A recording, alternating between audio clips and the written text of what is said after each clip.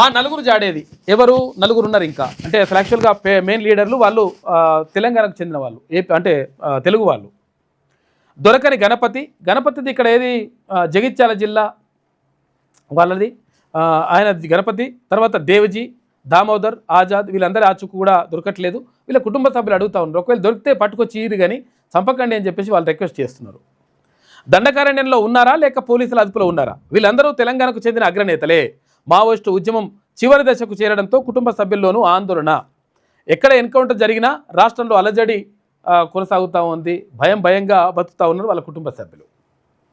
Maoist party కీలక నాయకులు ఆచీకి దొరకట్లేదు. దండకారణ్యంలోనూ ఉంటూ 3 దశాబ్దాలకు పైగా అలుపెరగని పోరాటం చేసిన వీళ్ళందరూ ఎక్కడున్నారో ఎవరికి అంతు చిక్కడం లేదు. ఆపరేషన్ కగార్ పేరుతో కేంద్ర బలగాలు మావోయిస్టులపై ప్రత్యక్ష యుద్ధానికి దిగడంతో ఆ పార్టీ కకావికలైపోయింది. మొత్తం మీద పరిస్థితి వీళ్ళు ఎక్కడున్నారనే విషయం పైన చర్చ జరుగుతుందంట.